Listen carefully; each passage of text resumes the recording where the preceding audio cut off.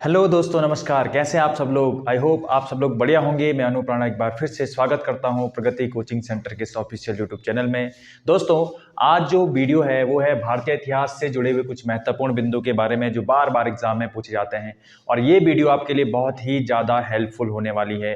दोस्तों, अगर आप भारतीय इतिहास के बारे में बेहतरीन या बेहतर नॉलेज चाहते हैं तो आप जरूर इस वीडियो को देखिएगा। तो शुरू करते हैं दोस्तों आज की वीडियो। तो देखिए, सबसे पहला प्रश्न है कि 1857 की क्रांति में फैजाबाद से नेतृत्व किसने किया था? तो देखिए, 1857 की क्रांति में फैजाबाद से नेतृत्व क्या था? मौलवी अहमदुल्लाह ने। ठीक है। अच्छा, अगर पूछेगा कि फैजाबाद से किसने किया था? मौलवी अहमदुल्लाह। लियाकत अली ने कहां से किया था? इलाहाबाद। ठीक है, कहां से किया था? इलाहाबाद से किया था।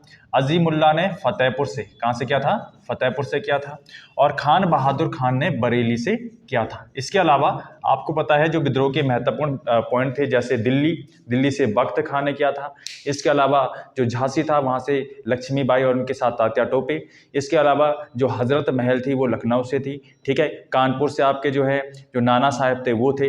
ये आपके महत्वपूर्ण इस क्रांति के केंद्र थे और ये आपको याद रखने हैं। इसके अलावा 1857 की क्रांति के बारे में जैसे आपसे पूछ लेगा कि 1857 की क्रांति को राष्ट्रीय विद्रोह किसने कहा था? ठीक है, डिज़रायली ने कहा था। ऐसे ही बहुत सारे आपको पूछेगा कि ये पॉइंट किसने कहा था, वो पॉइंट किसने किया था। जैसे एक बुक भी लिखी गई है 1857 की क्रांति के ऊपर, the first Indian independence war of 1857। तो ये किसकी है? वीडी सावरकर की है। ठीक है, तो ऐसे बिंदु आपको ध्यान रखने हैं। ये महत्वपूर्ण बिंदु है। ये अभी हाल ही में पूछा गया प्रश्न है कि खान बहादुर खान 1857 की क्रांति में कहां पर जो है कहां से लड़े थे? तो बरेली से। ठीक है।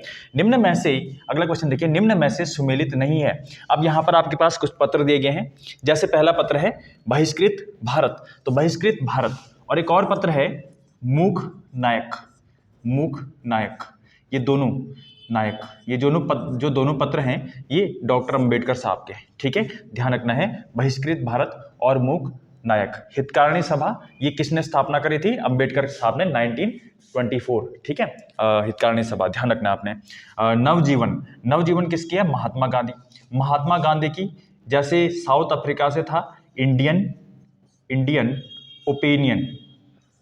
ओपिनियन, ठीक है, इंडियन ओपिनियन। ठीक है, इसके अलावा आपको पता होगा हरिजन। हरिजन जो पत्र था ये भी महात्मा गांधी का था। इसके अलावा आपको बुलेटिन, ठीक है, बुलेटिन एक दैनिक पत्र था जो अहमदाबाद मिल हड़ताल के दौरान इन्होंने पब्लिश करा था। ठीक है। अच्छा, इंडियन ओपिनियन जो साउथ अफ्रीका से था, हरिजन और बुलेटिन। इसके अलावा नवजीवन, ठीक है, और यंग इंडिया भी जो है किसका था? महात्मा गांधी का पत्र था। ठीक है। अच्छा, अगला देखिए अल हिलाल। अल हिलाल जो था वो अब्दुल कलाम आजाद का था। ठीक है, अल हिलाल जो है वो किसका था? अब्दुल कलाम आजाद का था। ये भी महत्वपूर्ण प्रश्न है। कॉमनवेल्थ तिलक का नहीं था। तिलक के दो पत्र थे, एक था मराठा और एक था केसरी। ध्यान रखना है कौन कौन से दो पत्र थे? एक था मराठा और एक था केसरी। और एक कॉमनवेल्थ और एक पत्र और है न्यू इंडिया। न्यू इंडिया, ये दोनों पत्र किसके थे? ये एनी बेसेंट।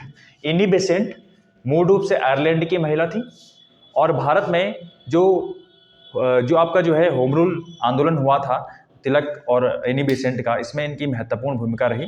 भारत की पहली महिला अध्यक्ष बनी 1917 में। ठीक है, ये भी ध्यान रखना है। ये महत्वपूर्ण बिंदु आपके बन जाते हैं। अच्छा, अगर पूछेगा कांग्रेस की पहली महिला अध्यक्ष कौन थी? वो एनी बेसेंट थी। लेकिन कांग्रेस की पहली भारतीय महिला अध्यक्ष कौन थी? सरोजनी नायडू। ठीक है, 1925। ठीक है, ये भी ध्यान रखना है। अगला क्वेश्चन देखिए, कृष्ण देव रॉय के समय निम्न में से कौन सा विदेशी यात्री भारत आया था? तो कृष्ण देव रॉय के समय निम्न में से कौन सा विदेशी यात्री भारत आया था? तो देखो, कृष्ण देव रॉय के समय दो व्यक्ति भारत आए थे।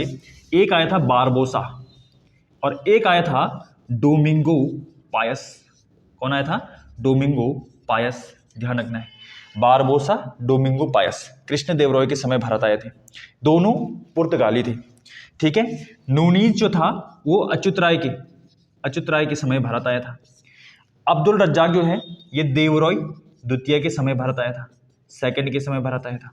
और निकोलो डी कॉन्टी ये देवरॉय प्रथम के समय भारत आया था। मोस्ट इंपॉर्टेंट क्वेश्चन है, विजयनगर साम्राज्य से आपको ऐसा क्वेश्चन पूछ सकता है। बात करें अगर विजयनगर साम्राज्य के बारे में, तो विजयनगर साम्राज्य की राजधानी हम्पी थी और हम्पी तुंगभद्रा नदी के किनारे में पड़ता है, कर्नाटक में, और तुंगभद्रा नदी वर्तमान में कृष्णा नदी की सहायक नदी है। ठीक है, तो ये ध्यान रखना है। अगला क्वेश्चन देखिए, महत्वपूर्ण प्रश्न है, गांधी इरविन समझौता कब हुआ? देखो, गांधी इरविन समझौता होता है 5 मार्च सन 1931 को। ये बात है सविनय अवज्ञा आंदोलन के दौरान की, जब सविनय अवज्ञा आंदोलन भारत में चल रहा था। महात्मा गांधी ने अपना सविनय अवज्ञा आंदोलन दांडी मार्च से शुरू किया और इसके बाद नमक कानून तोड़कर इस आंदोलन की शुरुआत हुई। उस समय भारत में जो वायसराय थे वो थे इरविन। ठीक है, चाहे उस टाइम हो, चाहे 1928 में जिस समय साइमन कमीशन भारत आया था उस समय हो, दोनों समय पे जो वायसराय थे वो इरविन थे। इरविन ने कांग्रेस को, क्योंकि आपको पता है कि जब 1929 में साइमन कमीशन अपना रिपोर्ट सौंपता है तो जो ब्रिटिश सरकार है वो इस रिपोर्ट की समीक्षा के लिए ब्रिटेन में गोलमेज सम्मेलनों का आयोजन करने के लिए कहती है, और इस प्रकार इस रिपोर्ट पर 3 गोलमेज सम्मेलन होते हैं। ठीक है, और इसमें से केवल एकमात्र गोलमेज सम्मेलन था दूसरा जिसमें कांग्रेस ने भाग लिया था, और कांग्रेस की तरफ से भाग लेने वाला व्यक्ति था कौन? महात्मा गांधी।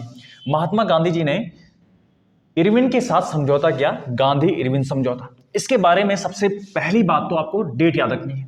नंबर 2 आपको यह याद रखना है कि गांधी इरविन समझौता एक थॉट आता है इसके बारे में कि दो महात्माओं का मिलन, ये किसने कहा था? इसे सरोजनी नायडू ने। जब ये पैक्ट हो रहा था तो सरोजनी नायडू ने कहा कि 2 महात्माओं का मिलन हो रहा है। ठीक है, अच्छा, नंबर 3 गांधी इरविन समझौता जो था ये इसी के माध्यम से महात्मा गांधी द्वितीय गोलमेज सम्मेलन में शामिल होने के लिए तैयार हुए, और गांधी जी ने एक शर्त रखी, कहा कि जो ऐसे नेता हैं जिनको गिरफ्तार किया गया है, जिन्होंने कोई भी ऐसा हिंसात्मक कार्रवाई नहीं की है, उनको बरी कर दिया जाए। साथ में जो नमक है उसको बनाने की पावर भारतीयों को दी जाए। इसके अलावा जैसे उन्होंने कहा कि जैसे कि इरविन साहब ने कहा कि भाई आप हमारे साथ द्वितीय गोलमेज सम्मेलन में शामिल होने के लिए चलें। और यहीं पर क्या हुआ कि जब गांधी जी वहां पर गए, कहाँ पर? SS राजपुताना जहाज पर ब्रिटेन में गए, तो ब्रिटेन में जो चर्चिल साहब थे उन्होंने क्या बोला? गांधी जी को क्या बोला?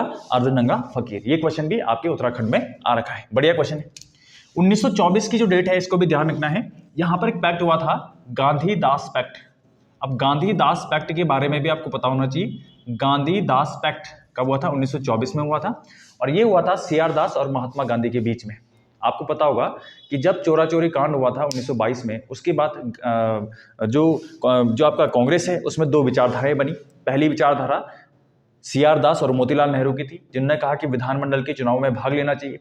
और दूसरी विचारधारा किसकी थी? जो अन्य कांग्रेस के नेता थे उन्होंने कहा कि नहीं, गांधी जी का वेट करते हैं और उनकी जो विचारधारा है उसके ऊपर चलते हैं। ठीक है, तो यहां पर क्या होता है, CR दास और मोतीलाल नेहरू कांग्रेस से त्यागपत्र देते हैं, और उसके बाद स्वराज पार्टी की स्थापना होती है मार्च सन 1923 में। और बाद में 1924 में जब महात्मा गांधी जेल से छूटते हैं तो एक पैक्ट होता है, गांधीदास पैक्ट, जिसके द्वारा महात्मा गांधी आपकी जो स्वराज पार्टी थी उसको मान्यता प्रदान करते हैं और कहते हैं कि स्वराज पार्टी कांग्रेस का एक महत्वपूर्ण भाग है। ठीक है, अच्छा, 1932 में आपको पता होगा एक पैक्ट हुआ था, पूना पैक्ट। इस सितंबर सन 1932 में हुआ था, डॉक्टर भीमराव अंबेडकर और महात्मा गांधी के बीच में। 1932 में भारत में सांप्रदायिक अवार्ड यानी कम्युनल अवार्ड आया, जिसके द्वारा भारत में जो दलित वर्ग था उसको पृथक निर्वाचन क्षेत्र देने की बात की गई। महात्मा गांधी इसके विरोध में थे और इधर से डॉक्टर भीमराव अंबेडकर इसके सपोर्ट में थे। महात्मा गांधी ने इस चीज़ का विरोध किया, आमरण अनशन शुरू किया, और फिर एक पैक्ट होता है गांधी पूना पैक्ट। ठीक है, पूना पैक्ट ध्यान रखना है, पूना पैक्ट 1932 में होता है। ठीक है, 1916 में कौन सा पैक्ट होता है? लखनऊ पैक्ट। लखनऊ पैक्ट क्या था? लखनऊ पैक्ट में मुस्लिम लीग और कांग्रेस की पहली बार और अंतिम बार साथ में बैठक होती है, और लखनऊ पैक्ट के जो अध्यक्ष होते हैं अंबिका चरण मजूमदार, इस अधिवेशन के द्वारा मुस्लिम लीग कांग्रेस के राष्ट्रवादी जो आंदोलन है उनमें भाग लेने के लिए राजी होती है, जबकि जो कांग्रेस थी वो मुस्लिम लीग के पृथक निर्वाचन क्षेत्र को स्वीकार करती है। आपको यह भी पता होना चाहिए कि 1906 में मुस्लिम लीग की स्थापना के बाद 1908 के बनारस अधिवेशन में उन्होंने सबसे पहली बार पृथक निर्वाचन क्षेत्र की मांग को रखा था। 1909 के मार्ले मिंटो सुधार में अंग्रेजों ने इसको स्वीकार किया, और 1916 में लखनऊ पैक्ट में कांग्रेस ने भी इसे स्वीकार कर दिया था। हालांकि काफी नेता ऐसे थे जिन्होंने इसका विरोध किया। अच्छा, अगला देखें, the guilty man of India's partition. ये बुक किसकी है? तो ध्यान रखना है, जो आपके राम मनोहर लोहिया साहब हैं, इनकी बुक है the guilty man of India's poverty. हाल ही में एक पुस्तक पूछी गई थी, पूछा गया था कि जो हिंद स्वराज है, जो हिंद स्वराज है, किसने लिखी हिंद स्वराज? 1909 में महात्मा गांधी ने लिखी थी। इस हिंद स्वराज को महात्मा गांधी ने किस भाषा में लिखा था? गुजराती भाषा में लिखा था। किस भाषा में? गुजराती भाषा में लिखा था। ठीक है। राजा राम मोहन राय की एक फेमस पुस्तक है सत्यार्थ प्रकाश। सत्यार्थ प्रकाश, ठीक है, सत्यार्थ प्रकाश, ध्यान रखना है। और सरोजिनी नायडू, इनकी भी एक पुस्तक है गोल्डन थ्रेशोल्ड। अब यहाँ पर ध्यान रखना है, राजा राम मोहन राय वही व्यक्ति हैं जिन्होंने भारत में सती प्रथा के उन्मूलन के लिए विचारधारा रखी। उसको सन 1829 में इन्हीं के प्रयासों से भारत में सती प्रथा का उन्मूलन होता है। और इनके द्वारा जैसे मिरातुल अखबार, सत्यार्थ प्रकाश और सन 1828 में इनके द्वारा ब्रह्म समाज की स्थापना होती है। ठीक है, तो ये इंपॉर्टेंट बात है। राजा राम मोहन राय के बारे में परसों पूछा गया था क्वेश्चन कि राजा राम मोहन राय भारत में क्या है, जो राष्ट्रवाद, जो राष्ट्रीय आंदोलन है उनके अग्रदूत कहे जाते हैं, और भारतीय जो पुनर्जागरण है उनके भी अग्रदूत कहे जाते हैं। तो भारतीय पुनर्जागरण के अग्रदूत किसे कहते हैं? राजा राम मोहन राय को कहते हैं। ठीक है, और यहाँ पर जो है ये आपका बहुत इंपॉर्टेंट टॉपिक है। ठीक है, तो इतने सारे क्वेश्चन हमने यहाँ से कवर किए। आई होप ये वीडियो आपको पसंद आई होगी। इससे आगे मैं आपको जरूर आगे और वीडियो दूंगा, आप कमेंट्स जरूर करिएगा। धन्यवाद, थैंक यू।